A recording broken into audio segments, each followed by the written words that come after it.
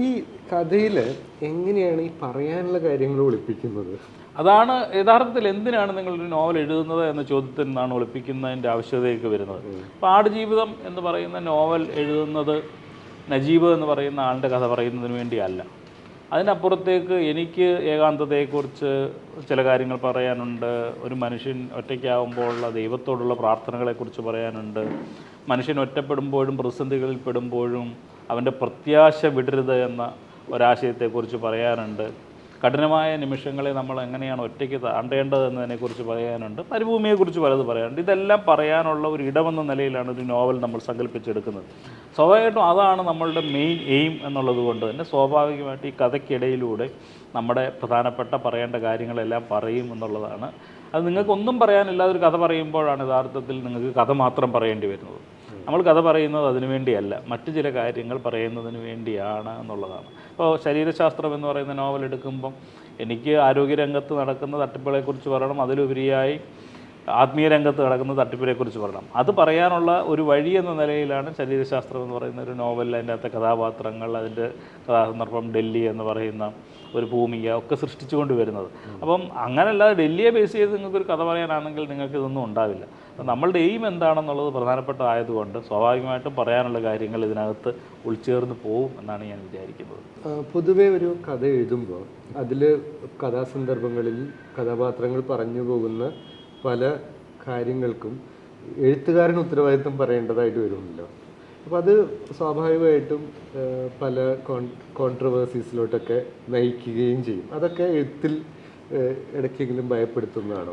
അതൊക്കെ സ്വാഭാവികമായിട്ട് വരുന്ന കാര്യമാണ്. നമ്മുടെ ഓരോ കഥാപാത്രങ്ങളും പറയുന്ന വാചകങ്ങൾക്ക് നമ്മൾ തന്നെയാണ് ഉത്തരവാദി. ബേസിക്കലി നമ്മൾ തന്നെ പറയുന്നതാണല്ലോ. നമ്മുടെ മനസ്സ് തന്നെ മന്ത്രിക്കുന്നതാണ്. പല ഭാഗങ്ങളിൽ ഇരുന്നുകൊണ്ട് നമ്മുടെ മനസ്സ് പലതരത്തിൽ മന്ത്രിക്കുന്നതോ പറയുന്നതോ ആയിട്ട് കാര്യങ്ങളൊക്കെ തന്നെയാണ്.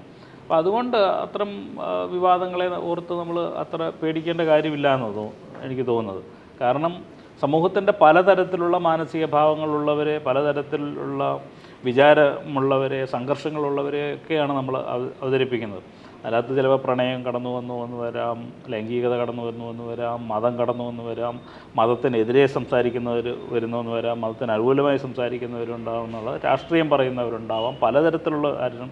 ഇതൊക്കെ നമ്മൾ സമൂഹത്തിൻ്റെ ഉള്ളിൽ നിന്നുള്ളവരെ തന്നെയാണ് പ്രൊജക്റ്റ് ചെയ്യുന്നത്. നമ്മുടെ മനസ്സ് തന്നെയാണ് മന്ത്രിക്കുന്നത്. സ്വാഭാവികമായിട്ടും അതുകൊണ്ടുണ്ടാകുന്ന വിവാദങ്ങൾ അതിൻ്റെ ഭാഗമായിട്ട് മാത്രമേ വരുന്നുള്ളൂ. അതിനെ ഓർത്ത് നമ്മൾ ഭയപ്പെട്ടാൽ നമ്മൾ സ്വയം സെൽഫ് എഡിറ്റിങ്ങിന് വിധേയനാവും എന്നുള്ളതാണ് പ്രശ്നം. അത് നമ്മുടെ കൃതിയെ സാരമായി ബാധിക്കും. അങ്ങനെ ഒരു ഭയം നമുക്ക് ബാധിക്കേണ്ട കാര്യമില്ല എന്നാണ് ഞാൻ കരുതുന്നത്. പ്രത്യേകിച്ച് ഈ അൽ അറേബ്യൻ നോവൽ ഫാക്ടറിയും അതിൻ്റെ ട്വിൻ നോവൽ സമീറ, അതിൽ ഒരേ വിഷയത്തെ പറ്റി ഒരു 5-6 വ്യൂ പോയിൻറ്റ്സ് നമുക്ക് കാണാൻ പറ്റും. അത് 2 നോവലും കൂടെ ഒരുമിച്ച് നോക്കിയാലാണത് കുറച്ചും കൂടെ ഭംഗിയായിട്ട് കാണാം. ഒരു ഭാഗത്ത് ഒരു വളരെ വിശ്വാസിയായ ഒരു പാവം ഒരു മുസ്ലിം മനുഷ്യൻ, അറബികളിൽ തന്നെ ഷിയ സുന്നി വിശ്വാസമുള്ള വേറെ ആളുകൾ, പിന്നെ വേണമെങ്കിൽ നമുക്കൊരു സംഘി സ്വഭാവം എന്നൊക്കെ പറയാവുന്ന ഒരാൾ. ഈ ഇത്രയും വ്യത്യസ്തമായ വ്യൂ പോയിൻറ്റ്സ് ഒരാളുടെ മനസ്സിൽ തന്നെ ഇത് എങ്ങനെ കൊണ്ടു നടക്കുന്നു? അല്ല, നമ്മൾ ഒരു നോവൽ ആരംഭിക്കുന്നതിന് മുമ്പ് അതിനകത്ത് പറയേണ്ട പൊളിറ്റിക്സ് ആണെങ്കിലും ഒക്കെ നിർണ്ണയിക്കുന്നുണ്ടല്ലോ. സ്വാഭാവികമായിട്ടും എന്തൊക്കെ സാധനങ്ങൾ ആണ് നമുക്ക് പറയാനുള്ളത് എന്ന് നമ്മൾ നേരത്തെ നിശ്ചയിച്ചു വെക്കും. അപ്പോൾ അതിനനുസരിച്ചാണ് നമ്മൾ കഥാപാത്ര സൃഷ്ടി ഉണ്ടാകുന്നത്. അപ്പോൾ ആ കഥാപാത്രങ്ങൾ പറയേണ്ട കാര്യങ്ങൾ എന്താണെന്നതിനെ സംബന്ധിച്ച് വ്യക്തമായ ഒരു ധാരണ ഉണ്ടാവുകയും ഒരു സ്റ്റഡി നടത്തുകയും ചെയ്യും. അത് ചിലപ്പം നമ്മൾ നോവലിന് പോസിറ്റീവ് ഘടകത്തിലായിരിക്കും, നെഗറ്റീവ് ഘടകത്തിലായിരിക്കും, ഇപ്പം നായക കഥാപാത്രത്തിന് എതിരായിട്ടുള്ളതായിരിക്കും. എങ്കിൽ പോലും അയാൾക്ക് പറയാനുള്ള സ്ട്രോങ് പോയിൻറ്റ്സ് എന്തൊക്കെയാണ് എന്നതിനെ സംബന്ധിച്ച് നമ്മളൊരു പഠനം നടത്തുകയും ഗവേഷണം നടത്തുകയും ആലോചനകൾ നടത്തിയിട്ടാണ് യഥാർത്ഥത്തിൽ നമ്മൾ ഇരിക്കുന്നത്. അത് നമ്മുടെ ബാക്ക്ഗ്രൗണ്ടിൽ എപ്പോഴും ഉണ്ടാവും. അപ്പോൾ എഴുതുമ്പോൾ സ്വാഭാവികമായിട്ടും ആ പഠിച്ച കാര്യങ്ങളിൽ നിന്നുള്ള റെഫറൻസുകൾ നമ്മുടെ മനസ്സിലേക്ക് വരികയും അയാളുടെ ന്യായീകരിക്കാൻ അല്ലെങ്കിൽ അയാളുടെ വാദത്തെ സാധൂകരിക്കുന്നതിനുള്ള പോയിന്റുകൾ അറിഞ്ഞോ അറിയാതെ നമ്മുടെ ഉള്ളിൽ നിന്ന് അത് ഉരുത്തിരിഞ്ഞ് വരികയും ചെയ്യും. അങ്ങനെ ഒരു ഇൻട്രാക്ഷനിലാണ് ആ നോവലിൻ്റെ ഘടന മുന്നോട്ട് പോകുന്നത്. ഓരോ നോവലും അങ്ങനെയാണ് എഴുതുന്നത്. എതിർപക്ഷത്ത് നിൽക്കുന്ന ഒരാൾ പറയുന്നു, ഇപ്പുറത്ത് നിൽക്കുന്ന മറ്റൊരാൾ പറയുന്നു. അത് നമ്മളുടെ ഉള്ളിൽ ഓൾറെഡി നമ്മൾ സംഭരിച്ച് വെച്ചിരിക്കുന്നത് കൊണ്ടാണ് നമുക്കത് പറയാൻ കഴിയുന്നതെന്ന് എനിക്ക് തോന്നുന്നു. ഈ എതിർപക്ഷത്ത് നിൽക്കുന്ന ആൾ, ഇതിലെ മെജസ്റ്റി അല്ലെങ്കിൽ ആടുജീവിതത്തിൽ അവരെല്ലാം ഒരു മാനുഷികത തീരെ കുറഞ്ഞു പോയവരായോ അല്ലെങ്കിൽ അവരുടേതായ മൃദുല ഭാവങ്ങളൊന്നും നമ്മൾ ഇതിൽ കാണാതിരിക്കുന്നത് മനഃപൂർവ്വമാണോ അതോ? അല്ല, ചിലപ്പോൾ നമ്മൾ ചില കഥാപാത്രങ്ങളെ പ്രൊജക്റ്റ് ചെയ്യുമ്പോൾ അത്തരത്തിൽ പ്രൊജക്റ്റ് ചെയ്തെങ്കിൽ മാത്രമേ നോവലിൽ അത് നിലനിൽക്കൂ, അല്ലെങ്കിൽ കഥ പറച്ചിൽ അത് നിലനിൽക്കൂ എന്നുള്ളതുകൊണ്ടാണ്. ഇപ്പം സിനിമയിലെ വില്ലൻ കഥാപാത്രങ്ങളെല്ലാം ഭയങ്കരമായ വില്ലന്മാരാവുന്നത് എത്രത്തോളം വില്ലന്മാരാവുന്നോ അത്രത്തോളം നായകൻ പറയുന്ന വിഷയത്തിന് പ്രസക്തി ഉണ്ടാവും എന്നുള്ളത് കൊണ്ടാണ്.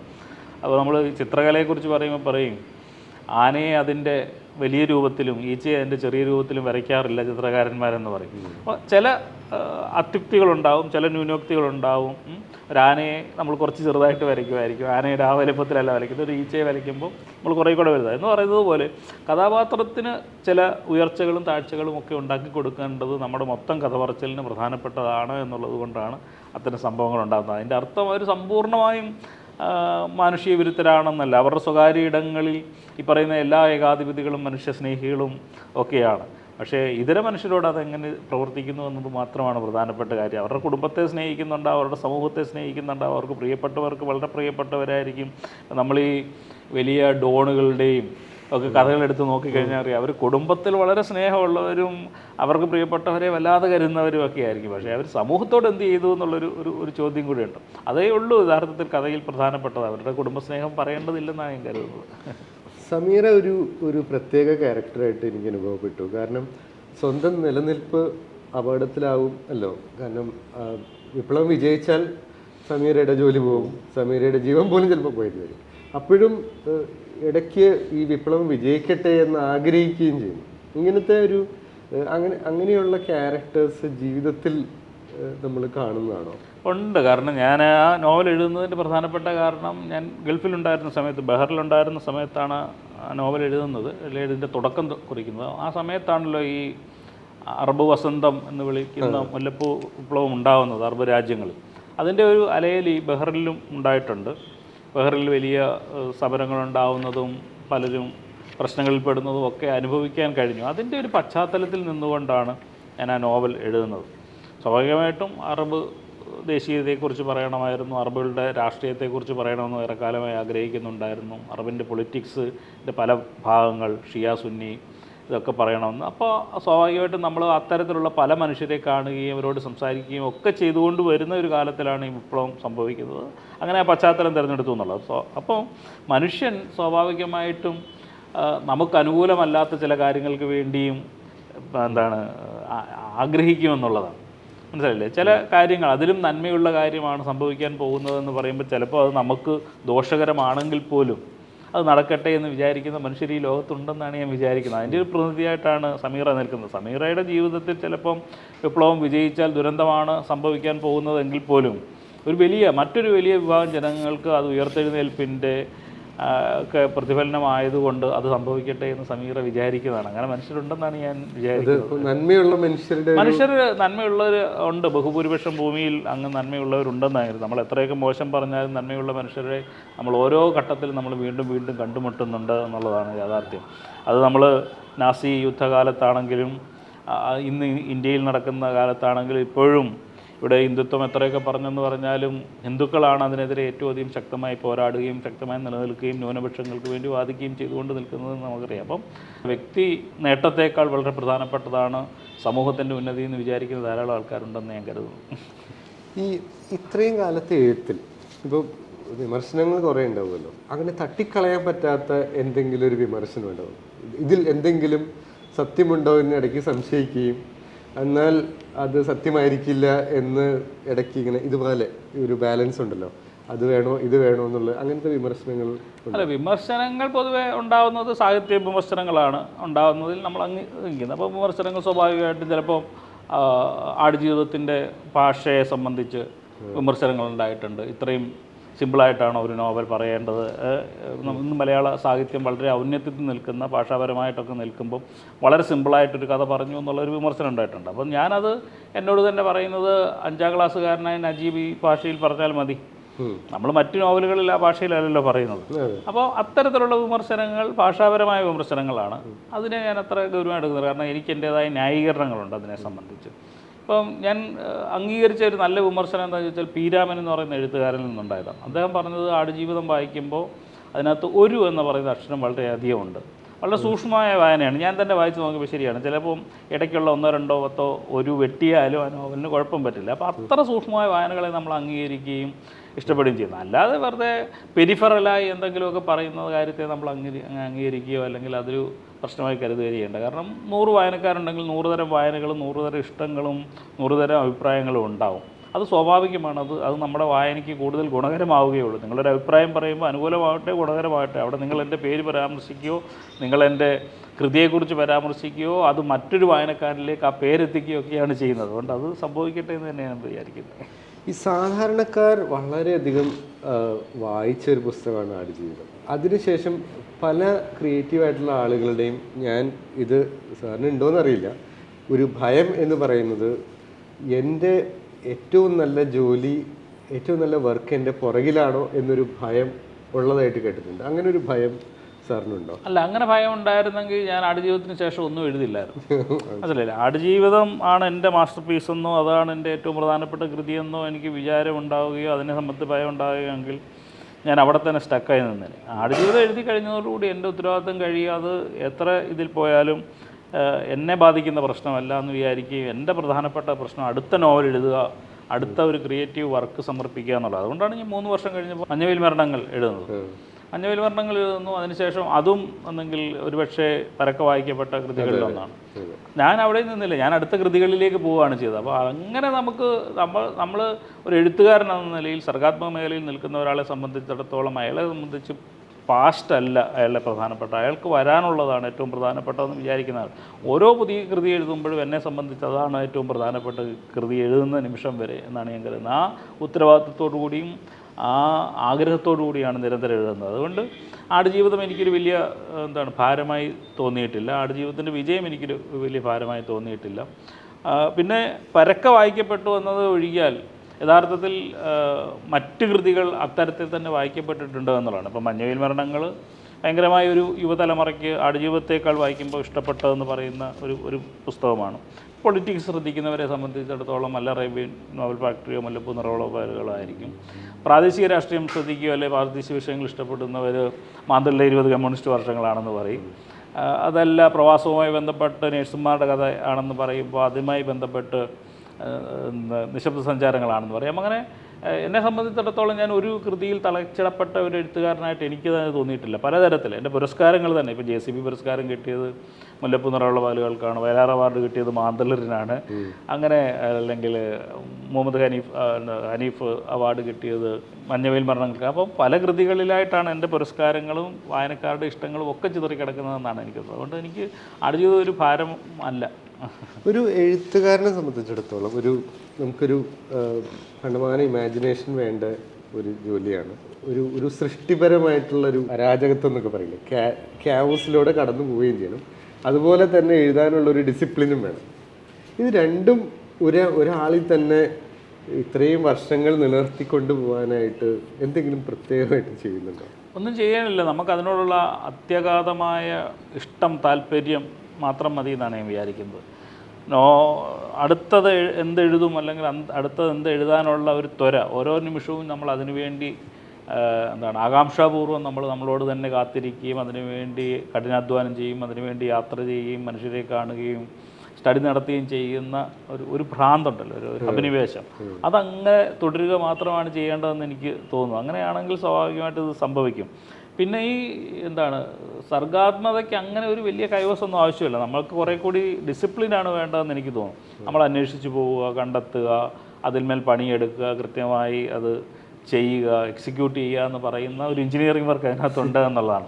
പക്ഷേ സർഗാത്മകമായി എഴുത്തിൻ്റെ നിമിഷങ്ങളിൽ നമ്മൾ ശരിക്കും ഈ എക്സിക്യൂട്ടീവ് നിമിഷങ്ങളെല്ലാം മാറ്റി വെച്ചിട്ട് സർഗാത്മകമായ ഒരു ഒഴുക്ക്, അത് നമ്മുടെ എഴുത്തുമേശയിൽ സംഭവിക്കുന്നതാവാം, നമ്മളിപ്പോൾ ഇരിക്കുമ്പോൾ സംഭവിക്കുന്നതാവാം, യാത്ര ചെയ്യുമ്പോൾ സംഭവിക്കുന്നതാവാം. നമ്മളെല്ലാ നിമിഷവും ആ നോവലിനോടൊപ്പം കൃതിയോടൊപ്പമാണ്. അപ്പോൾ യാത്ര ചെയ്യുമ്പോൾ ട്രെയിനിലിരിക്കുമ്പോഴായിരിക്കും ചിലപ്പോൾ ഒരു കഥാസന്ദർഭമോ ഒരു വാചകമോ എന്തെങ്കിലും തെളിച്ചിരുന്നത്. അപ്പോൾ അത് നമ്മൾ മൊബൈലിലൊന്ന് നോട്ട് ചെയ്ത് വെക്കും, അല്ലെങ്കിൽ പേപ്പറിൽ കുറിച്ചിടും, അതുകൊണ്ടുവന്ന് പകർത്തി വെക്കും. അത് പിന്നെ ഏത് കഥാസന്ദർഭത്തിലാണ് ഉപയോഗിക്കേണ്ടതെന്ന് പിന്നീട് ആലോചിക്കും. അതങ്ങനെ ഒരു വലിയ ലോങ് പ്രോസസ്സാണ്. നമ്മൾ അതിനോടൊപ്പം നടന്നുകൊണ്ടേയിരിക്കുമ്പോൾ സംഭവിച്ചു പോകുന്നതാണ്. ഞാൻ കേട്ടിട്ടുള്ള ഒന്ന്, എഴുതിക്കൊണ്ടേയിരിക്കണം, എഴുതാൻ ആഗ്രഹിക്കുന്ന ആളുകൾ എപ്പോഴും എഴുതിക്കൊണ്ടേയിരിക്കണം. പിന്നെ എന്തെങ്കിലും രീതിയിൽ പബ്ലിഷ് ചെയ്തിട്ടുള്ള ആളുകളൊക്കെ എപ്പോഴും എഴുതിക്കൊണ്ടിരിക്കുന്നതാണ്. പക്ഷേ ഇതിൻ്റെ ഇടയിലൊക്കെ ആഴത്തിൽ ചിന്തിക്കാൻ, അതായത് തുടക്കകാലത്തിൽ ചിന്തയായിരിക്കും അങ്ങനെ മതിക്കുന്ന ചിന്തകളും ഒക്കെ ഉണ്ടായിരുന്നല്ലോ. അങ്ങനെ ചിന്തിക്കാനും യഥാർത്ഥത്തിലൊരു നോവൽ എഴുതാൻ 3 വർഷം എടുത്തു എന്ന് നമ്മൾ സമയം പറയുന്നു എന്ന് വിചാരിക്കുക. ആ 3 വർഷത്തിൽ ഒരുപക്ഷെ ചിലപ്പോൾ ഒരു 9 മാസം 8 മാസം എഴുത്തെന്ന് പറയുന്ന പ്രക്രിയയ്ക്ക് വേണ്ടി നമ്മൾ ഉപയോഗിക്കുന്നത്.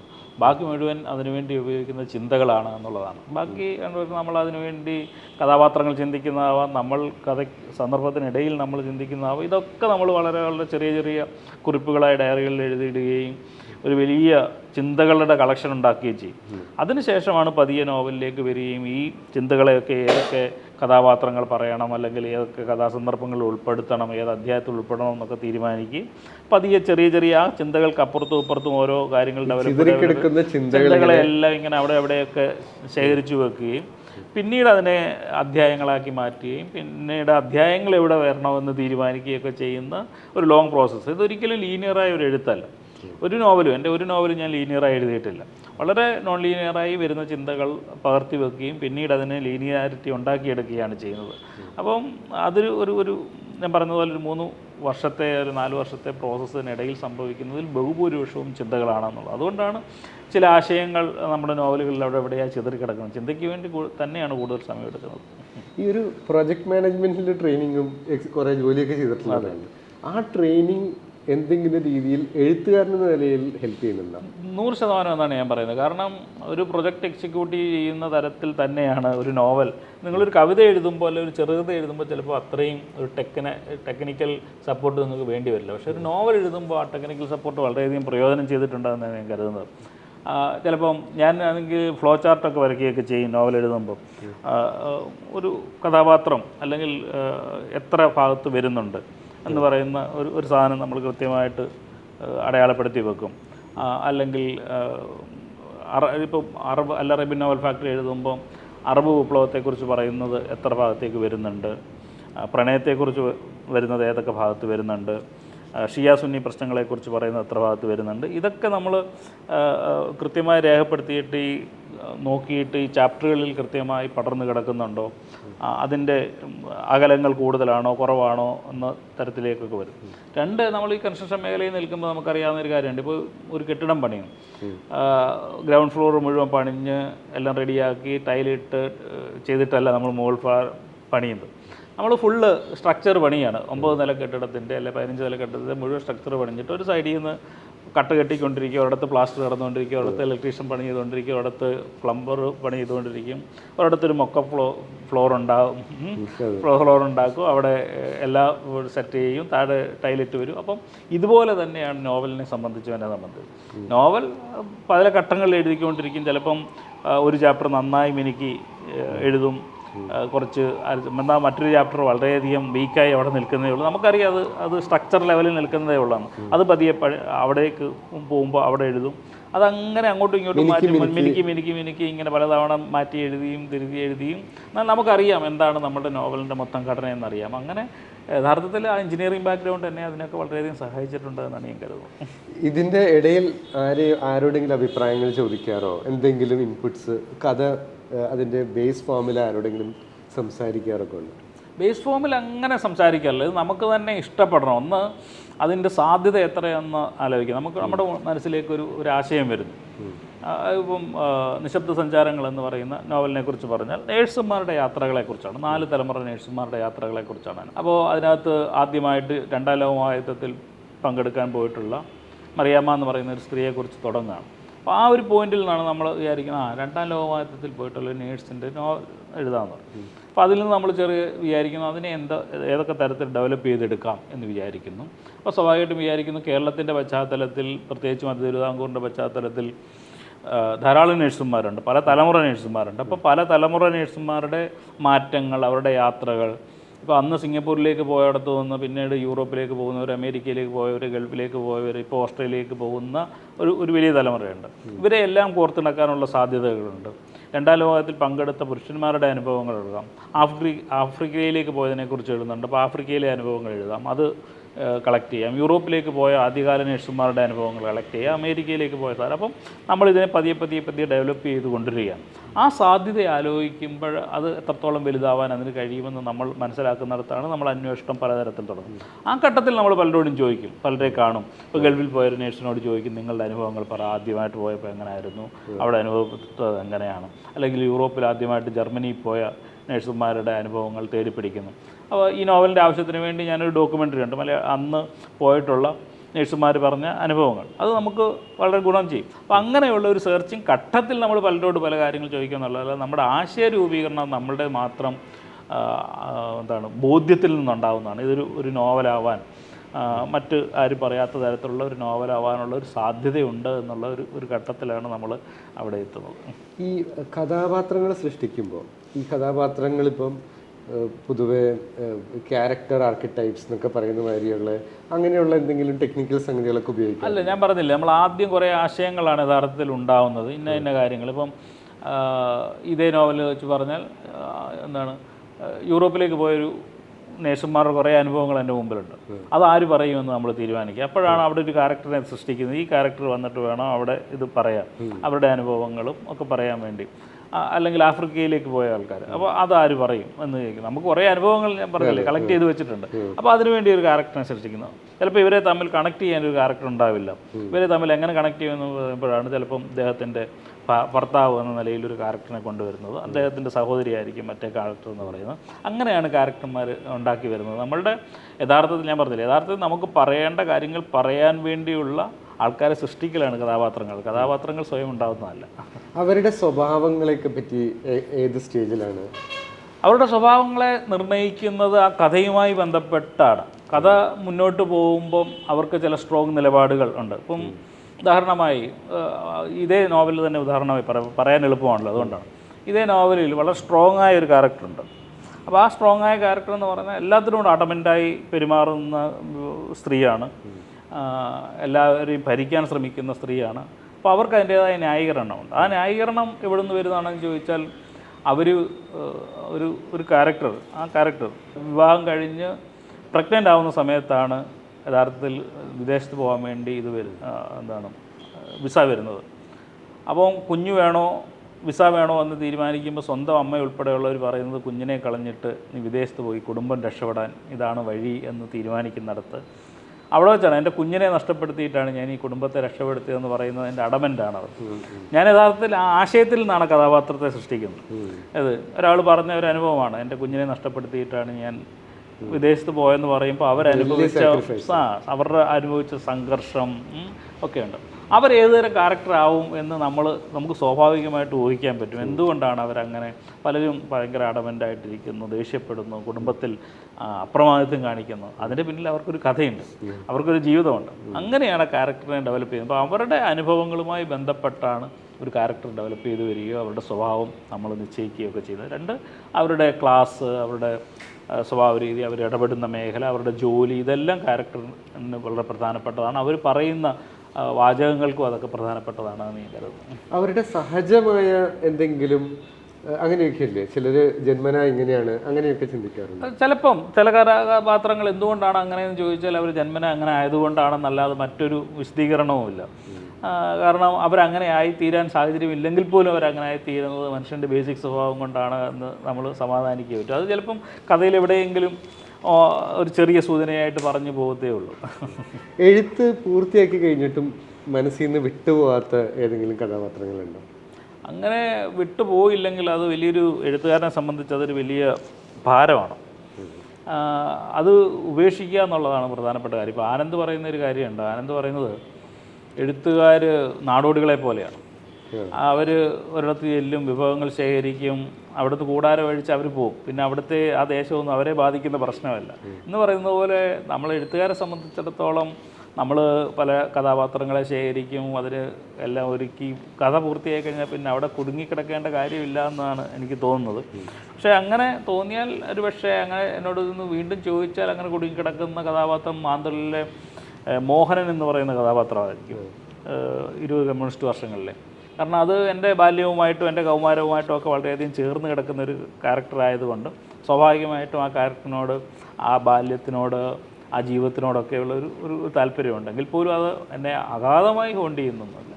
കഥകളിൽ ഞാൻ കാണുന്ന ഒരു പ്രത്യേകത എന്ന് പറഞ്ഞാൽ ഈ മിക്കവാറും കേന്ദ്ര കഥാപാത്രങ്ങൾക്കൊരു ശക്തമായൊരു മൊറാലിറ്റി, ഒരു സദാചാരമുണ്ട്. അത് സമൂഹത്തിൻ്റെ സദാചാരമായിട്ട് ഒരുമിച്ച് നിൽക്കണം എന്നില്ല. അത് മനഃപൂർവ്വമായിട്ട് ചെയ്യുന്നതാണോ? അങ്ങനെ മനഃപൂർവ്വമായിട്ട് വരുന്നതല്ല, കഥാപാത്രം അങ്ങനെ ആയതുകൊണ്ടാണ്. ഇപ്പം അല്ലറീബൻ നോവൽ ഫാക്ടറിയിൽ അങ്ങനെയാണെങ്കിൽ അങ്ങനെയല്ല. അപ്പോൾ എന്നോട് പലരും പറഞ്ഞിട്ടുണ്ട്, അല്ലറീബൻ നോവൽ ഫാക്ടറിയിൽ യഥാർത്ഥ പ്രതാപ് എന്ന് പറയുന്ന കഥാപാത്രവും ജാസ്മിൻ എന്ന് പറയുന്ന കഥാപാത്രവും തമ്മിൽ കാണേണ്ടതിരുന്നില്ല. ഈവൻ അവർ സെക്സ് ചെയ്യുന്നത് പോലും അതിനകത്ത് ആ നോവലിൽ പറയുന്നുണ്ട്. ആ ഘട്ടത്തിൽ ആ കഥാപാത്രങ്ങൾ ആഗ്രഹിച്ചത് അങ്ങനെയാണ്, പരസ്പരം കാണാൻ ദീർഘകാലമായി. രണ്ടുപേരും വിവാഹബന്ധത്തിലുള്ളവരും രണ്ടുപേരും കുടുംബം പുലർത്തുന്നവരാണെങ്കിലും ദീർഘകാലത്തിന് ശേഷം അവർ കണ്ടുമുട്ടുമ്പോൾ അവരൊന്നിക്കാൻ തീരുമാനിക്കുക. അത് ആ കഥാപാത്രം അന്നേരം ആവശ്യപ്പെടുന്നതാണ്. അതുകൊണ്ടൊരു സാമൂഹിക സദാചാരം എൻ്റെ നോവലിൽ അല്ലെങ്കിൽ സമൂഹമോ മതമോ പറയുന്ന സാധനം എന്ന നിലയിൽ നിൽക്കുന്നില്ല. പക്ഷേ ഒരു വ്യക്തിയുടെ ഐഡൻറ്റിറ്റി എന്ന നിലയിൽ അയാൾ പുലർത്തുന്ന ചില സദാചാരങ്ങളുണ്ട്. അത് പുലർത്തുന്നത് ഒരുപക്ഷെ ഞാൻ ആർജിച്ച ചില അറിവിൻ്റെയോ ചിന്തയുടെയോ ഒക്കെ പദ്ധതിയുടെ ഭാഗമായിട്ടാണെന്നാണ് എനിക്ക് തോന്നുന്നത്. മലയാള സാഹിത്യത്തെ ഇത്രയും കാലമായിട്ട് കാണുന്ന ഒരാളെന്ന നിലയ്ക്ക് പിന്നെ മറ്റ് പുസ്തകങ്ങളും വായിക്കുന്ന തർജ്ജമകളെല്ലാം വായിക്കുന്നുണ്ടാവുമല്ലോ. അപ്പം എന്താണ് മലയാള സാഹിത്യത്തിനൊരു മറ്റ് ഭാഷകൾ വെച്ച് നോക്കുമ്പോൾ പ്രത്യേകത? മലയാള സാഹിത്യം മറ്റ് സാഹിത്യത്തിനോട് ഒപ്പം നിൽക്കാൻ മാത്രം കഴിവുള്ള ഒന്നാണ് എന്നുള്ളതാണ് എനിക്ക് പലപ്പോഴും തോന്നിയിട്ടുള്ളത്. ഒന്ന്, ഈ പറഞ്ഞതുപോലെ നമ്മൾ നിരന്തരം അന്യഭാഷയിൽ നിന്നുള്ള ഏറ്റവും മികച്ച കൃതികൾ വായിച്ചുകൊണ്ട് മുന്നോട്ട് പോകുന്ന ഒരു സമൂഹമാണ്. അപ്പോൾ വായനക്കാർക്ക് നമ്മൾ അത്തരത്തിൽ ഉന്നതമായ ഒരു കൃതി കൊടുത്തില്ലെങ്കിൽ വായനക്കാരന് തൃപ്തിയാകാത്ത ഒരു സാഹചര്യമുണ്ട്. കാരണം വായനക്കാരനെ സംബന്ധിച്ചുള്ള മലയാള നോവലെന്നോ പരിഭാഷാ നോവലെന്നോ ഒന്നുമില്ല. അയാൾക്ക് കിട്ടുന്ന ഏറ്റവും മനോഹരമായ ഒരു കൃതി, അതിനെ താരതമ്യം ചെയ്തിട്ടായിരിക്കും അയാൾ പിന്നീടുള്ള ഓരോ വായനയും, മനഃപൂർവ്വം അല്ലെങ്കിൽ പോലും അയാളുടെ ബാക്ക്ഗ്രൗണ്ടിൽ, അയാളുടെ ചിന്തയുടെ ബാക്ക്ഗ്രൗണ്ടിൽ അത് ഇങ്ങനെ തറഞ്ഞു കിടക്കുന്നുണ്ടാവും. അതുമായി താരതമ്യം ചെയ്യും. അപ്പോൾ മലയാള എഴുത്തുകാർ അത്തരത്തിലൊരു ലോക സാഹിത്യത്തിനോട് കിടപഴക്കുന്ന മത്സരത്തിലേക്ക് പോകേണ്ടതുണ്ട്. എങ്കിൽ മാത്രമേ അയാൾക്ക് നിലനിൽക്കാൻ പറ്റത്തുള്ളൂ. അതുകൊണ്ടാണ് ഇപ്പം ഇന്ത്യയിലെ തന്നെ ഏറ്റവും വലിയ സാഹിത്യ പുരസ്കാരമായ JCB പുരസ്കാരം വരുമ്പോൾ 5 പുരസ്കാരമാണ് പ്രഖ്യാപിച്ചത്. ഈ 5-ൽ 3 മലയാളത്തിന് കിട്ടിയത് അതുകൊണ്ടാണ്. കാരണം ഇന്ത്യയിലെ മുഴുവൻ ഭാഷകളിൽ എഴുതുന്നത്, ഇന്ത്യയിൽ നിന്ന് എഴുതുന്ന ഇംഗ്ലീഷുകാർ, വിദേശത്ത് എവിടെ നിന്ന് എഴുതുന്ന ഇംഗ്ലീഷ് നോവൽ, ഇതെല്ലാം പരിഗണിച്ചിട്ടാണ് പുരസ്കാരം കൊടുക്കുന്നത്. അതുകൊണ്ട് മലയാള സാഹിത്യം വളരെ മികവിലാണ് എന്നാണ് എനിക്ക് പലപ്പോഴും തോന്നിയിട്ടുള്ളത്. പക്ഷേ നമ്മൾ നേരിടുന്ന പ്രധാനപ്പെട്ട പ്രശ്നം എന്ന് പറയുന്നത് നല്ല പരിഭാഷകളിലൂടെ അത് ഇതര ഭാഷകളിലേക്ക് പോകുന്നില്ല എന്നുള്ളതാണ്. അതിൻ്റെ ഒരു സാധ്യത എന്ന് പറയുന്നത് പ്രസാധകരും പരിഭാഷകരും നിരൂപകരും ഗവൺമെൻറ്റും ഒക്കെ ചേർന്ന് ചെയ്യേണ്ട ഒരു വലിയ പ്രവർത്തനമാണ്. മറ്റ് ഇതര ഭാഷകളിൽ എത്തിക്കുക, ചിലപ്പോൾ അതിന് ഗ്രാൻഡ് കൊടുക്കേണ്ടി വരും. അങ്ങനെയൊക്കെയാണ് പല ഭാഷകളിൽ നിന്നും നമ്മുടെ പുസ്തകങ്ങൾ നമ്മുടെ ഭാഷയിലേക്ക് വന്നുകൊണ്ടിരിക്കുന്നത്. അപ്പോൾ അതിനുള്ള ഒരു നടപടി ഇല്ലാത്തതുകൊണ്ട് നമുക്ക് ഇതര ഭാഷകളിലേക്ക് പോകാൻ കഴിയുന്നില്ല എന്നുള്ളൊരു പരിമിതി ഉള്ളതെന്ന് ഒഴിച്ചാൽ മലയാള സാഹിത്യം നല്ല നിലയിൽ ഔന്നത്യം പുലർത്തുന്നുണ്ടെന്നാണ് ഞാൻ കരുതുന്നത്. നേരത്തെ ഈ പ്രണയവും സദാചാരവും ഒക്കെ സംസാരിച്ചതിൻ്റെ കൂട്ടത്തിൽ നോക്കുമ്പോൾ ചില രസകരമായ സാധാരണ കൃതികളിൽ നിന്ന് വ്യത്യാസമായിട്ട് എനിക്ക് തോന്നിയിട്ടുള്ള ചിലത്, ഒന്ന് പെൺമാറാട്ടമാണ്. അത് 2006 പ്രസിദ്ധീകരിച്ച, അതെ 2005-6 എനിക്ക് അന്നത്തെ കഥകൾ എനിക്കറിയില്ല. പക്ഷെ എന്തായിരുന്നു അന്നത്തെ അതിൻ്റെ റെസ്പോൺസ്? അത് എന്താണ്, ആ വിഷയം അങ്ങനെ പരാമർശിക്കപ്പെടാത്തതാണ് എന്നുള്ളതിൻ്റെ ഒരു വലിയ കൗതുകമുണ്ട്. പക്ഷേ അതിൻ്റെ ഭാഷയോട് വളരെ അത് ആൾക്കാർക്ക് കാരണം അത്ര ലീനിയറായ ഭാഷയിൽ എഴുതിയിട്ടുള്ള ഒരു സാധനമല്ല. വളരെ ലീനിയറായ ഒരു ഇതിലാണ് എഴുതുന്നത്. പക്ഷേ എങ്കിൽ പോലും അങ്ങനെ ഒരു വിഷയം, പ്രത്യേകിച്ച് ലെസ്ബിയൻ എന്ന് പറയുന്ന ഒരു വിഷയത്തെക്കുറിച്ച് ഇത് എഴുതിയെന്നുള്ളത് വളരെ അത്ഭുതത്തോടുകൂടിയും കൗതുകത്തോടുകൂടിയും ആൾക്കാർ പറയുകയും വളരെയധികം പ്രകീർത്തിക്കപ്പെടുകയൊക്കെ ചെയ്തിട്ടുള്ള കഥകളിലൊന്നാണ്. തീർച്ചയായിട്ടും ലെസ്ബിയനായിട്ടുള്ള സ്ത്രീകളിൽ നിന്ന് നല്ല ഫീഡ്ബാക്ക് കിട്ടിക്കാണെന്ന് വിചാരിക്കുന്നു. പക്ഷെ മറ്റു സ്ത്രീകളുടെ ഒരു അഭിപ്രായം, റെസ്പോൺസ് ഒക്കെ അവർ യഥാർത്ഥത്തിൽ മൗനമായിരിക്കുകയാണ് ചെയ്തതെന്ന് എനിക്ക് തോന്നുന്നു. അങ്ങനെ ഒരു അഭിപ്രായമായിട്ട് വന്നിട്ടില്ല. അപ്പോൾ ചിലപ്പം അങ്ങനെയുള്ള സ്ത്രീകളുണ്ട്, അവരെക്കുറിച്ചൊരു കഥ എഴുതി മിണ്ടാതിരുന്നേക്കാം എന്നായിരിക്കും ചിലപ്പോൾ വിചാരിച്ചതെന്ന് എനിക്ക് തോന്നുന്നു. അങ്ങനെ ഒരു നെഗറ്റീവ് ഇമ്പാക്റ്റോ അല്ലെങ്കിൽ നെഗറ്റീവ് അഭിപ്രായമോ അതിനെക്കുറിച്ച് വന്നതായിട്ട് എനിക്ക് ഓർക്കുന്നില്ല. സ്വാഭാവികമായിട്ടും ആൾക്കാർക്ക് അത്തരത്തിലുള്ള അഭിപ്രായങ്ങളുണ്ടാവാം. പക്ഷേ അത് മിണ്ടാതിരിക്കുന്നതാവും നല്ലതെന്ന് വിചാരിച്ച് മിണ്ടാതിരുന്നതാവാം. ഞങ്ങൾക്ക് ഇഷ്ടപ്പെട്ടില്ല എന്ന് വിചാരിക്കാമല്ലോ. ഒരു കൃതി വായിച്ചിട്ട് ഞങ്ങൾക്ക് ഇഷ്ടപ്പെട്ടില്ല, എൻ്റെ ടേസ്റ്റിൽ പെടുന്ന ഒരു കൃതിയല്ല, അതുകൊണ്ട് അത്. പക്ഷേ അത് മാത്രമല്ല, പൊതുവെ പുരുഷന്മാരെയാണ് അതിൽ ഏറ്റവും കൂടുതൽ ആക്രമിക്കുന്നത്. അതെ അതെ. അപ്പം ഒരു പുരുഷന്മാരുടെ പൊതുവെയുള്ള ഒരു ഫീഡ്ബാക്ക്? പുരുഷന്മാരും അതിനെക്കുറിച്ച് അങ്ങനെയൊന്നും പ്രതികരിച്ചതായി ഞാൻ ഓർക്കുന്നില്ല. പുരുഷന്മാർക്ക് അതിനെ അത് അക്സെപ്റ്റ് ആയി കാണുമോ അല്ലെങ്കിൽ അത് അവഗണിച്ച് കാണുമെന്നാണ് ഞാൻ കരുതുന്നത്. ഞാൻ ഈ പൊതുവെ പ്രണയം, സ്ത്രീകൾ അങ്ങനെയുള്ള ഇതിൽ നോക്കുമ്പോൾ എനിക്ക് ഏറ്റവും കോൺട്രവേഴ്ഷ്യലായിട്ട് തോന്നിയൊരു, അതും തിരിച്ച് ഇരുണ്ട മനസ്ഥലികളിൽ തന്നെയാണ്, നഷ്ടം. സ്വന്തം ഹൃദയത്തെ കണ്ടില്ലെന്ന് നടിക്കാനുള്ള പെൺകുട്ടികളുടെ അപാരമായ കഴിവ് പരിണാമത്തിൻ്റെ ഏത് ഘട്ടത്തിലാണ് അവർക്ക് വീണ്ടും കിട്ടിയത്? അത് അന്നത്തെ പ്രായത്തിൽ ചിലപ്പോൾ തോന്നിയ ഒരു കാര്യമായിരിക്കാം അത്. പക്ഷേ ഈ പുതിയ കാലത്തിൽ പെൺകുട്ടികൾക്ക് ആൺകുട്ടികൾക്ക് ഒരേപോലെ ഹൃദയത്തെ കാണാനുള്ള കഴിവുണ്ടെന്നാണ് എനിക്ക് തോന്നിയിട്ടുള്ളത്.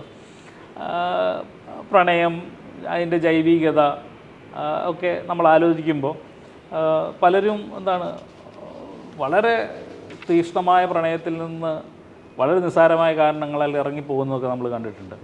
അപ്പോൾ അങ്ങനെ, അല്ലെങ്കിൽ സ്വന്തം ഹൃദയം പറഞ്ഞുകൊണ്ടിരിക്കുമ്പോഴും അതിന് വിരുദ്ധമായി പ്രവർത്തിക്കുന്നവരെ നമ്മൾ കാണുന്നുണ്ട്.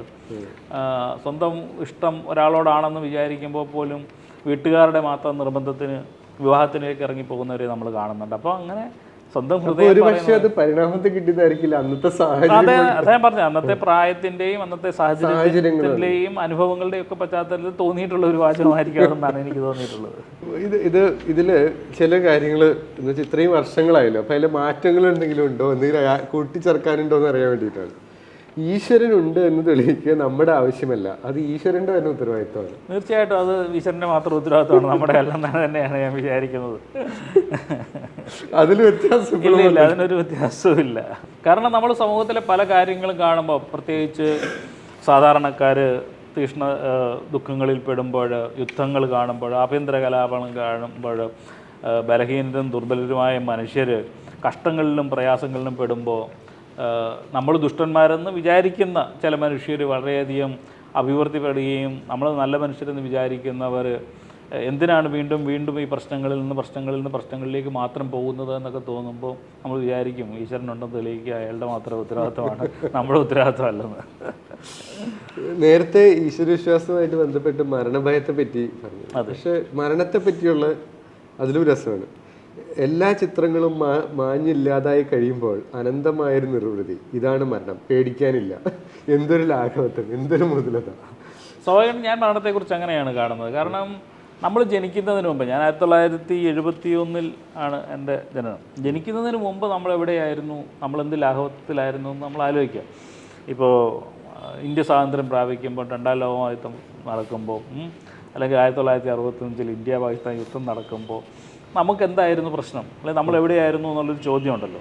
ആ ചോദ്യത്തിൻ്റെ തുടർച്ചയാണ് നമ്മൾ മരിച്ചതിന് ശേഷം എന്താണ് എന്നുള്ളൊരു ചോദ്യം. അതിനുശേഷം എന്താണ്, അതൊന്നുമില്ല, നമുക്ക് മുമ്പ് എവിടെയായിരുന്നു അതുപോലെ തന്നെ. അപ്പോൾ അതുകൊണ്ട് അത് വലിയ ലാഘവത്വം തന്നെയാണ്, നമ്മളതിനെക്കുറിച്ച് വേറെ ആകുലപ്പെടാനൊന്നുമില്ലെന്നാണ് ഞാൻ കരുതുന്നത്. ഒരു നീണ്ട ഉറക്കം മാത്രമാണത്. വേറൊരു ശരികളിൽ ഭ്രാന്തനാകുക എന്ന് പറഞ്ഞാൽ ലോകത്തിന് മനസ്സിലാകാതെ പോകുന്ന സ്വന്തം ശരീരത്തിലേക്ക് സഞ്ചരിക്കുക എന്നാണ് യഥാർത്ഥമാക്കുന്നത്. ഇത് എൻ്റെ ഞെട്ടൽ എന്താണെന്ന് വെച്ചാൽ, ഇത് 26 വയസ്സുള്ളൊരു 27 വയസ്സൊക്കെ ഉള്ളൊരു ആൾ എഴുതുന്നതാണ്. ഇത് അന്ന് ഇതിനെ പറ്റിയൊക്കെ വല്ല ശരിക്കും വായനയിലൊക്കെ വല്ല അറിഞ്ഞതാണോ? അല്ല, വായനയിൽ ഞാൻ പറഞ്ഞില്ല, ഇങ്ങനെയുള്ള ആലോചനകളാണല്ലോ നമ്മളെ. ഇപ്പോൾ എന്തുകൊണ്ട് ഞാൻ എഞ്ചിനീയറിംഗ് പഠിച്ച് സുഖകരമായ ജീവിതം ജീവിച്ചിരുന്ന ഒരാൾ വായനയിലേക്ക് വന്നു എന്ന് ചോദിച്ചാൽ, നമ്മളെ ആകുലപ്പെടുത്തിയ ഒത്തിരി പ്രശ്നങ്ങളുണ്ടല്ലോ. നമ്മുടെ ഐഡൻറ്റിറ്റിയെ സംബന്ധിച്ച്, ഏകാന്തയെ സംബന്ധിച്ച്, ദൈവത്തെ സംബന്ധിച്ച്, സമൂഹത്തെ സംബന്ധിച്ച്, ശരികളെ സംബന്ധിച്ച്, ലൈംഗികതയെ സംബന്ധിച്ചുള്ള അനേകം ചോദ്യങ്ങൾ നമ്മളെ ഇങ്ങനെ അലട്ടുന്നിടത്തുനിന്നാണ് നമ്മളൊരു വായനക്കാരനാവുന്നത്. എല്ലാത്തിലും തൃപ്തികരമായ ഒരു ജീവിതം ജീവിക്കുന്ന ഒരാൾ വായനക്കാരനാവേണ്ട കാര്യമല്ല, എഴുത്തുകാരനാവേണ്ട കാര്യമല്ല. അപ്പോൾ സ്വാഭാവികമായിട്ടും അത്തരം ചിന്തകൾ ആ പ്രായത്തിൽ തന്നെ എനിക്കുണ്ട്. അതിന് മുമ്പേ, വായനക്കാരനാവുന്നതിന് മുമ്പേ തന്നെ വളരെ ആകുലപ്പെടുത്തുന്ന ചിന്തകൾ. അത് എൻ്റെ കൂട്ടുകാരൊക്കെ കത്തുകൾ എഴുതുമായിരുന്നു.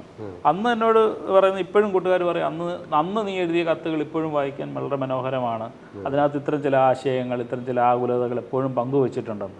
ആ പങ്കുവെക്കലിന് തുടർച്ചയായിട്ടാണ് നമ്മൾ പുസ്തകത്തിലേക്ക് പോകുന്നത്. അതിനുള്ള ഉത്തരം അവിടെ നിന്ന് കണ്ടെത്താൻ പറ്റുമോ, മറ്റേ പുസ്തകത്തിലുണ്ടോ, അടുത്ത പുസ്തകത്തിലുണ്ടോ, നമ്മൾ ചോദിച്ച ചോദ്യങ്ങൾക്കൊക്കെ.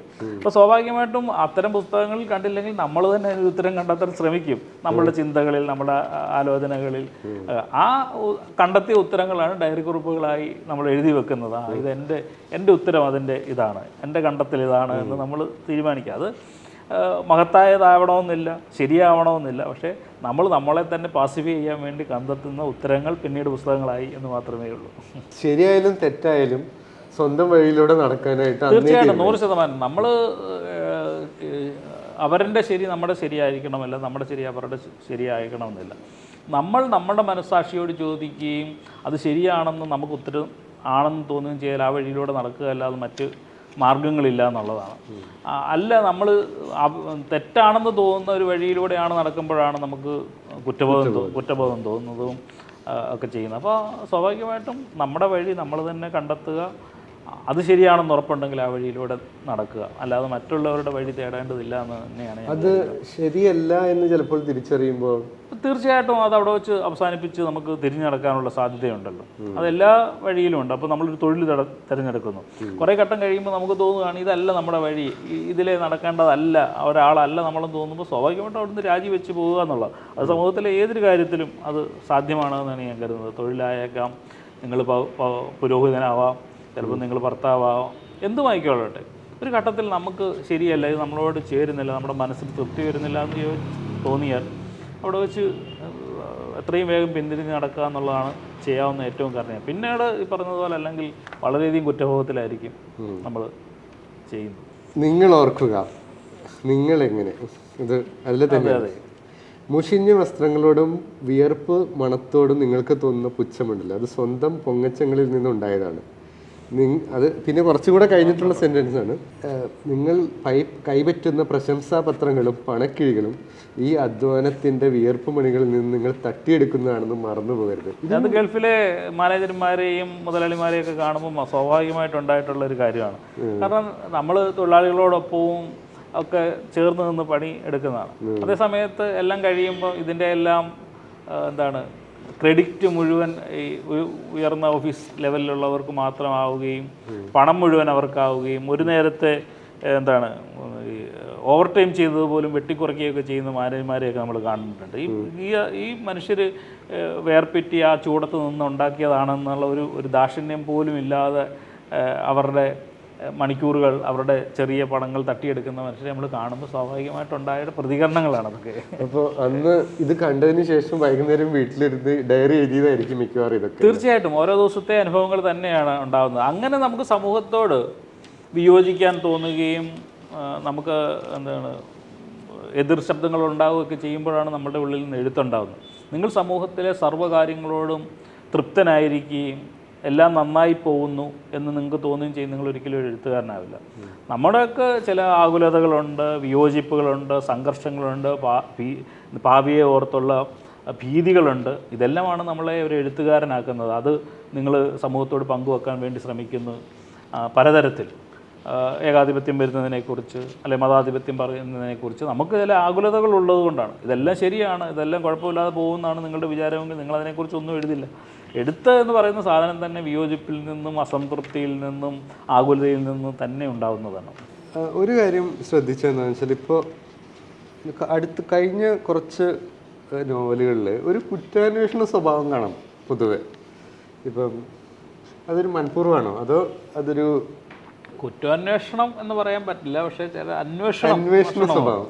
ഒന്ന്, നമുക്ക് ഇപ്പം പുതിയ കാലത്തിൽ നമ്മൾ ശ്രദ്ധിക്കുമ്പം വായനയിലേക്കുള്ള കോൺസെൻട്രേഷൻ ആൾക്കാർക്ക് ഭയങ്കരമായിട്ട് കുറഞ്ഞിട്ടുള്ള ഒരു കാലമാണ്. കാരണം നമ്മളെ മറ്റനേകം മീഡിയകൾ നമ്മുടെ ചുറ്റും ഇങ്ങനെ നിൽക്കുകയാണ്. അപ്പോൾ അറ്റൻഷൻ സ്പാൻ എന്ന് പറയുന്ന സാധനം വളരെ കുറഞ്ഞുകൊണ്ടിരിക്കുന്ന ഒരു സാധനം. നമ്മൾ ചാനൽ കണ്ടാൽ പോലും 2 മിനിറ്റ് കഴിയുമ്പോഴത്തേക്ക് അടുത്ത ചാനലിലേക്ക് ചാടാനുള്ളൊരു ടെൻഡൻസി നമ്മുടെ ഉള്ളിൽ നിൽക്കുന്നുണ്ട്.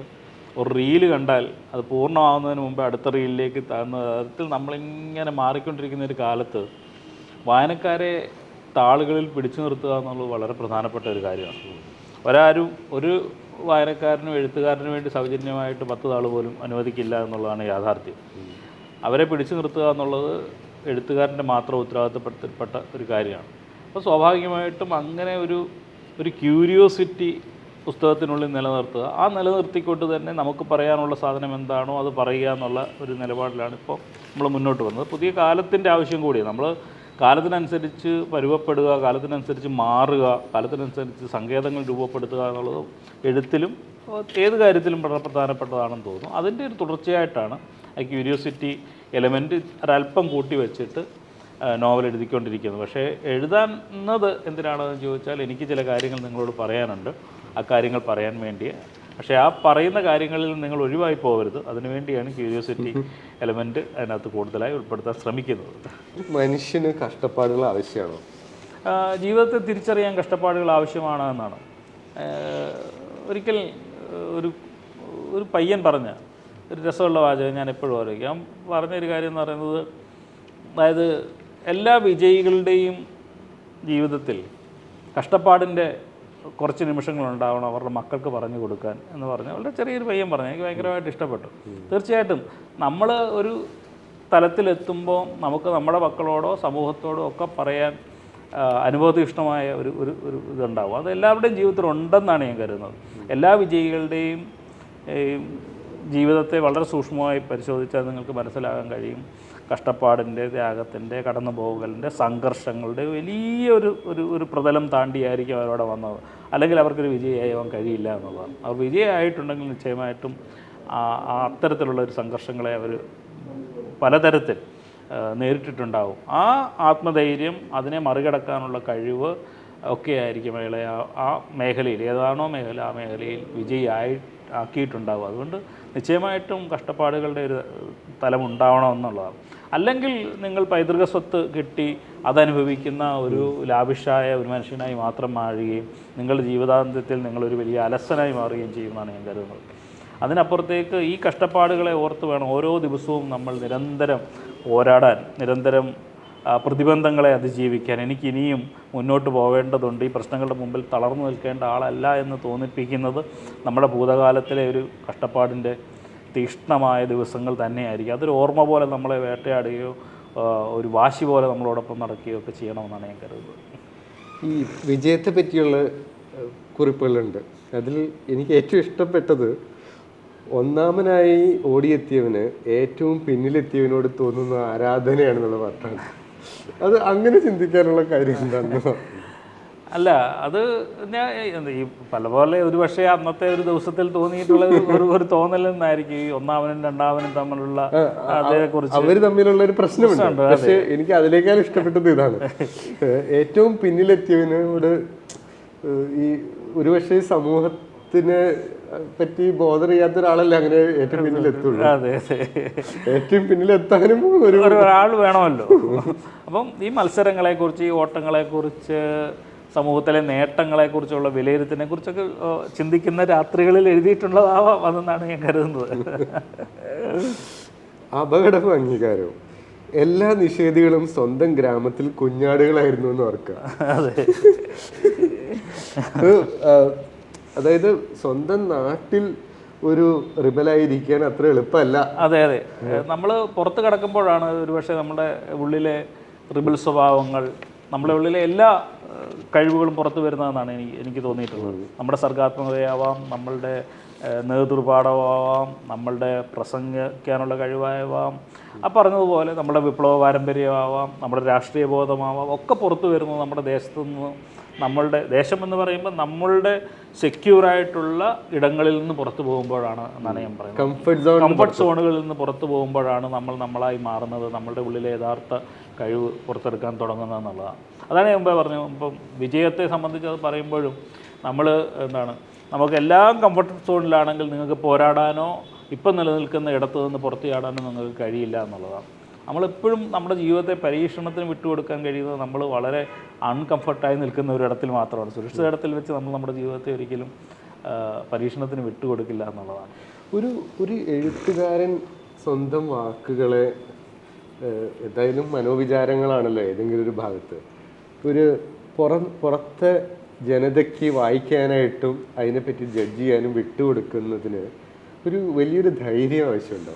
സ്വാഭാവികമായിട്ടും ധൈര്യം അല്ല, അതൊരു പങ്കുവെക്കലാണ്. ഞാൻ എഴുതുന്നത് എന്നോട് തന്നെ ഒരു പങ്കുവെക്കലും നമ്മളുടെ സമാന ചിന്താഗതിക്കാരനായ ഒരാളോട് പങ്കുവെക്കലുമാണ്. ഇതിപ്പോൾ ഞാൻ എന്നോ എഴുതി, ഇത്ര വർഷത്തിന് ശേഷം അത് താങ്കൾക്ക് പ്രിയപ്പെട്ടതാവുന്നത് താങ്കളുടെ ചിന്താഗതിയുമായിട്ട് എവിടെയെങ്കിലുമൊക്കെ ലിങ്ക് ചെയ്യുന്നത് കൊണ്ട് മാത്രമാണ്. പുറത്തൊരാളെ ചിലപ്പോൾ മൂന്നാമതൊരാൾ വായിച്ചാൽ ചിലപ്പോൾ അയാളെ അത് അത്തരത്തിൽ ഹോണ്ട് ചെയ്യണമെന്നില്ല. അപ്പം സ്വാഭാവികമായിട്ടും നമ്മൾ പറയുന്ന ആശയങ്ങൾ പങ്കുവെക്കപ്പെടേണ്ട ഇടങ്ങളുണ്ട് എന്നുള്ളൊരു തോന്നലിൽ നിന്നാണ് അപ്പോൾ അങ്ങനെയുള്ള ഒരാൾ ലോകത്തിൻ്റെ കോണിൽ എവിടെയെങ്കിലും ഉണ്ടാവും എന്നുള്ള പ്രത്യാശയിലാണ് നമ്മളിത് വെക്കുന്നത്. അപ്പോൾ അതിനകത്ത് ഒരു ധൈര്യത്തെക്കാൾ ഉപരിയായി ഒരു സാഹോദര്യം കണ്ടെത്തലാണ് എന്നാണ് എനിക്ക് തോന്നിയിട്ടുള്ളത്.